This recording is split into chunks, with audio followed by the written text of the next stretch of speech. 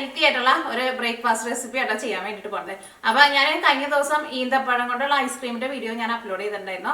അത് നിങ്ങൾ കാണാത്തവരുണ്ടെന്ന് വെച്ചിട്ടുണ്ടെങ്കിൽ കാണാൻ വേണ്ടിയിട്ട് മറക്കരുത്. പിന്നെ അതേപോലെ തന്നെ അതിന് മുമ്പത്തെ ദിവസം ഉരുളക്കിഴങ്ങും പിന്നെ സോയ ചങ്ക്സും കൂടിയിട്ടുള്ള ഒരു കറിയുടെ വീഡിയോ അപ്ലോഡ് ചെയ്തിട്ടുണ്ടായിരുന്നു. അപ്പോൾ നിങ്ങൾ കാണാത്തവരുണ്ടെന്ന് വെച്ചിട്ടുണ്ടെങ്കിൽ യൂട്യൂബിൽ മിയാ കിച്ചന്റെ ഹോം പേജിൽ പോയിട്ടുണ്ടെങ്കിൽ നിങ്ങൾക്ക് ആ വീഡിയോ കാണാൻ വേണ്ടിയിട്ട് പറ്റും. അല്ലെങ്കിൽ മിയാ കിച്ചന്റെ കമ്മ്യൂണിറ്റി പേജിൽ പോയിട്ട് നോക്കാം, അല്ലെങ്കിൽ ഫേസ്ബുക്ക് പേജിൽ ഒക്കെ ഞാൻ എൻ്റെ ലിങ്കുകൾ ഷെയർ ചെയ്തിട്ടുണ്ട്. അപ്പോൾ ഇന്നത്തെ നമ്മുടെ റെസിപ്പി ഗോതമ്പൊടിയും പിന്നെ മുട്ടയും പിന്നെ വെജിറ്റബിൾസ് ഒക്കെ ചേർത്തിട്ട് ഹെൽത്തി ആയിട്ടുള്ള ഒരു ബ്രേക്ക്ഫാസ്റ്റ് റെസിപ്പിയാണ് ചെയ്യണത്. ഇതിപ്പോൾ കുട്ടികൾക്ക് സ്കൂളിൽ ലഞ്ചിന് കൊടുത്തേക്കാനും പറ്റൂട്ടോ.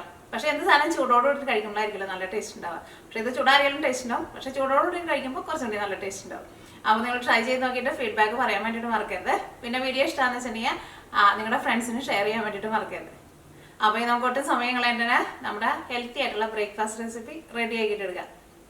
ഇനി അപ്പോൾ നമ്മുടെ ദോശ റെഡിയാക്കാൻ വേണ്ടിയിട്ട് ഞാനിവിടെ നോക്കി ഇതേപോലത്തെ ഗ്ലാസ്സിൽ ഒരു ഗ്ലാസ് ഗോതമ്പൊടി എടുത്തിട്ടുണ്ട്. അതിന് ഇപ്പോൾ കൃത്യമായിട്ടൊരു അളവൊന്നുമില്ല. നമുക്ക് എത്ര ദോശ വേണമെന്ന് വെച്ചിട്ടുണ്ടെങ്കിൽ അതനുസരിച്ചിട്ടുള്ള ഗോതമ്പൊടി എടുക്കുക.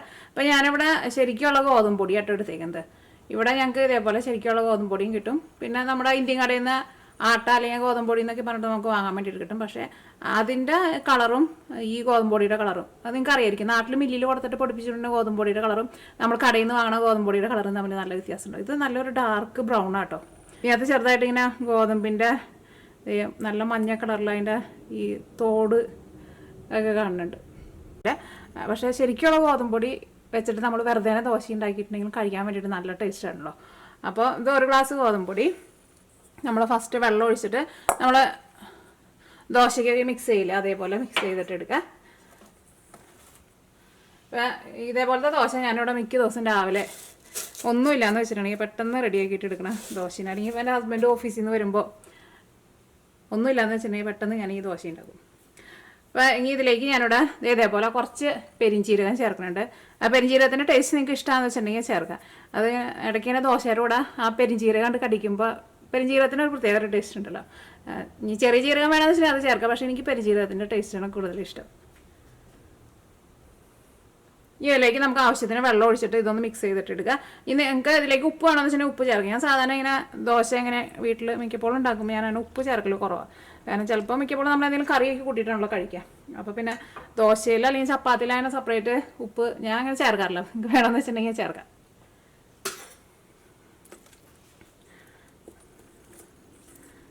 അപ്പോൾ ഇതെല്ലാം കൂടിയിട്ടൊന്ന് മിക്സ് ചെയ്തിട്ട് എടുക്കുക. അപ്പോൾ ഇതേപോലെ ഇങ്ങനെ ശരിക്കുള്ള ഗോതമ്പൊടി തന്നെ വേണമെന്ന് നിർബന്ധമില്ല കേട്ടോ. നമ്മൾ ചപ്പാത്തിക്ക് ഉണ്ടാക്കാൻ എടുക്കുന്ന ഗോതമ്പൊടി ആയിരുന്നാലും കുഴപ്പമൊന്നുമില്ല. ഇപ്പോൾ നിങ്ങൾക്ക് നേരത്തെ കൂട്ടിയിട്ട് മിക്സ് ചെയ്ത് വെച്ചാലും കുഴപ്പമൊന്നുമില്ല കേട്ടോ. ഇപ്പോൾ രാവിലെ നമ്മൾ മിക്സ് ചെയ്ത് വെച്ചിട്ട് നമുക്ക് വൈകുന്നേരം ഉണ്ടാക്കിയാലും നല്ലതാണ്. അപ്പോൾ ദോശ കുറച്ചും കൂടി നല്ലൊരു സോഫ്റ്റൊക്കെ ആയിട്ട് വരും.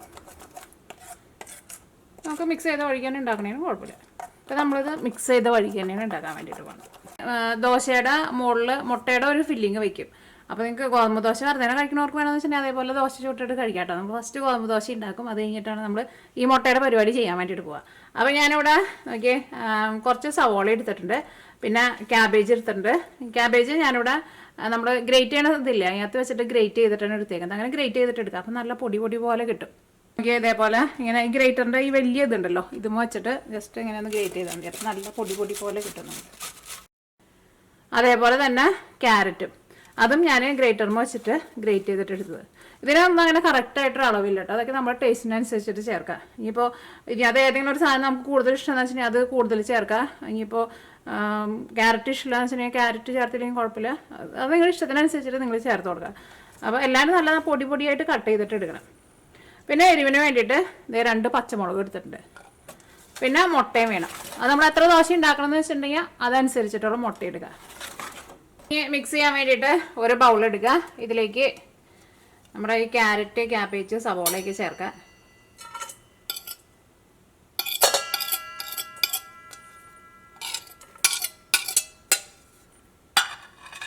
ക്യാബേജ് വലുതായിട്ട് കട്ട് ചെയ്ത് പ്രത്യേകം ശ്രദ്ധിക്കുക. അപ്പോൾ നമുക്ക് ശരിക്കും വെന്ത് കിട്ടില്ല കേട്ടോ.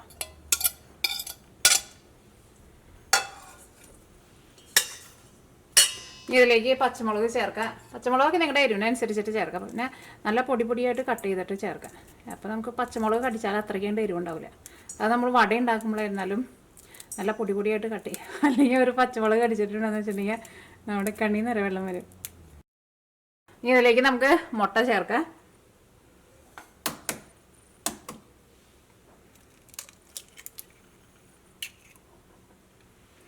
മുട്ട ചേർക്കുന്നതിന് അങ്ങനെ കറക്റ്റായിട്ട് അളവില്ല. നമ്മുടെ ഈ മിക്സിങ് ഇപ്പം നമ്മൾ കൂടുതൽ ചേർത്തിട്ടുണ്ടെങ്കിൽ നമ്മൾ അതനുസരിച്ച് മുട്ട ചേർത്ത് കൊടുക്കേണ്ടി വരും. കാരണം നമ്മുടെ മിക്സിങ് ഭയങ്കര കട്ടിയായിട്ട് ഇരിക്കാൻ പാടില്ലല്ലോ.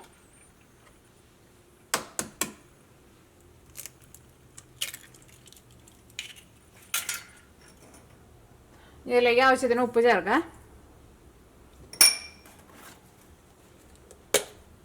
ഞാൻ അതിലേക്ക് കുറച്ച് ക്രഷ് ചെയ്തേക്കണ ഉണക്കമുളകും ചേർക്കുന്നുണ്ട്. അതിങ്ങനെ കാണുമ്പോൾ നല്ല ഭംഗി ഉണ്ടാവുമല്ലോ. അത് ചേർത്ത് ഇതിലേക്ക് നിങ്ങൾക്ക് മല്ലിയില വേണമെന്ന് വെച്ചിട്ടുണ്ടെങ്കിൽ മല്ലിയില ചേർക്കാം. കറിവേപ്പിൻ്റെ ഇല ഉണ്ടെന്ന് വെച്ചിട്ടുണ്ടെങ്കിൽ കറിവേപ്പില ഉണ്ടെന്ന് വെച്ചിട്ടുണ്ടെങ്കിൽ പിന്നെ കറിവേപ്പിലേക്ക് ചേർക്കാം. ഇതെല്ലാം കൂടിയിട്ട് നന്നായിട്ടൊന്ന് മിക്സ് ചെയ്യുക. ഇതേപോലെ നമ്മൾ ഉണ്ടാക്കിയിട്ട് ഒരു ദോശ അങ്ങോട്ട് കഴിച്ചിട്ടുണ്ടെന്ന് വെച്ചിട്ടുണ്ടെങ്കിൽ നമ്മുടെ വയറാന്ന് പറയും.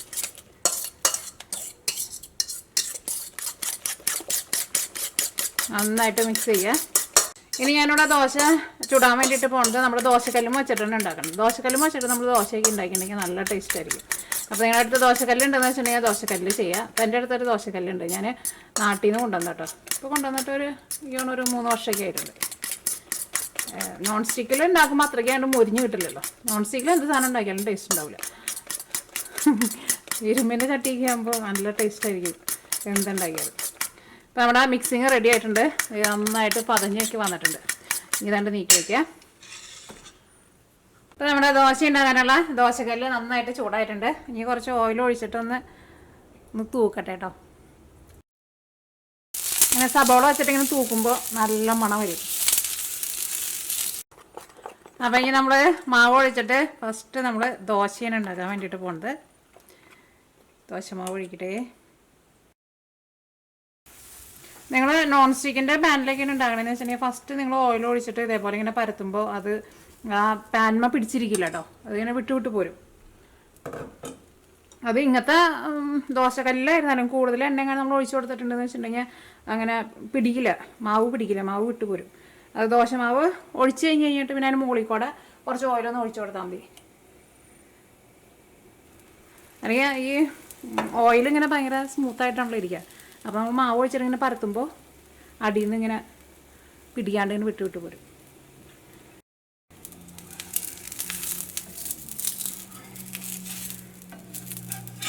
പിന്നെ ദോശക്കല്ലുമ്മ എങ്ങനെ പിടിക്കുന്നുണ്ടെന്ന് വെച്ചിട്ടുണ്ടെങ്കിൽ ഞാൻ ഓയിൽ ഒഴിച്ചിട്ട് ഇപ്പോൾ സവോള വെച്ചിട്ട് ഇങ്ങനെ തൂത്ത് കൊടുത്തില്ല, അതേപോലെ തൂത്ത് കൊടുത്താൽ മതി. അപ്പോൾ ഒട്ടും പിടിക്കില്ല ദോശക്കല്ലുമ്മ.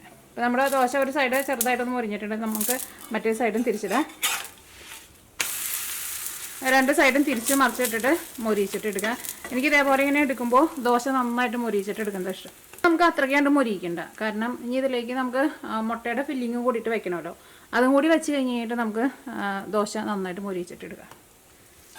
മുട്ട വയ്ക്കുമ്പോൾ ഇപ്പം നമ്മൾ ഈ കമത്തിയിട്ടേക്കണ മോൾ ഭാഗം ഉണ്ടല്ലോ, ആ സൈഡാണ് നമ്മൾ മുട്ടയുടെ മുകളിലേക്ക് വെക്കാൻ വേണ്ടിയിട്ട് പോകുന്നത്. അപ്പോൾ ഈ അടിഭാഗം നമുക്ക് ഒന്നും കൂടി മൊരിയിച്ചിട്ട് എടുക്കാൻ വേണ്ടിയിട്ട് പറ്റും. അപ്പോൾ അടിഭാഗം ഒരുപാട് അങ്ങോട്ട് മൊരിയിച്ചിട്ട് എടുക്കണ്ട. ഫസ്റ്റ് എടുക്കും. ദോശ മൊരിഞ്ഞിട്ടുണ്ട്.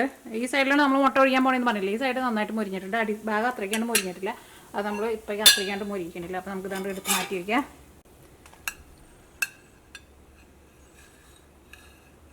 ഇനി നമ്മൾ മുട്ടയുടെ മിക്സിങ് ഒഴിച്ചെടുക്കാൻ വേണ്ടിയിട്ട് പോകണം. തീ പതുക്കെ ഒന്ന് കുറച്ച് വയ്ക്കാം. ദോശക്കല്ലൊക്കെ ആകുമ്പോൾ ഓയിൽ ഒഴിച്ച് കഴിഞ്ഞിട്ട് ഇതേപോലെ നമ്മളൊന്ന് എല്ലായിടത്തും ആക്കി കൊടുക്കണം. അല്ലെങ്കിൽ ഓയിൽ എല്ലായിടത്തും നിൽക്കില്ല. ഞാൻ കഴിഞ്ഞ ദിവസം മുട്ട പൊരിച്ച് കഴിഞ്ഞപ്പോൾ സാധാരണ ഇപ്പോൾ ഞാൻ ഇതിനകത്ത് മുട്ട പൊരിക്കാറുണ്ട്. കഴിഞ്ഞ ദിവസം ഞാൻ മുട്ട പൊരിച്ച് കഴിയുമ്പോൾ തിരക്കിലായിരുന്നു. അപ്പോൾ 4 മുട്ട എടുത്തിട്ടുണ്ടായിരുന്നു.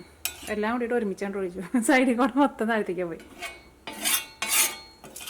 ഇങ്ങനത്തെ ദോശക്കല്ല് മുട്ടയൊക്കെ പൊരിച്ചിട്ട് എടുക്കുമ്പോഴായിരുന്നാലും നല്ല ടേസ്റ്റായിരിക്കും. അപ്പോൾ ഈ നമ്മുടെ മുട്ടയുടെ മിക്സിങ് ഉണ്ടല്ലോ, ഇത് ഒഴിക്കാൻ വേണ്ടിയിട്ട് പോവാണ്. ഇതിനും അങ്ങനെ കറക്റ്റായിട്ടൊരു അളവൊന്നുമില്ല കേട്ടോ.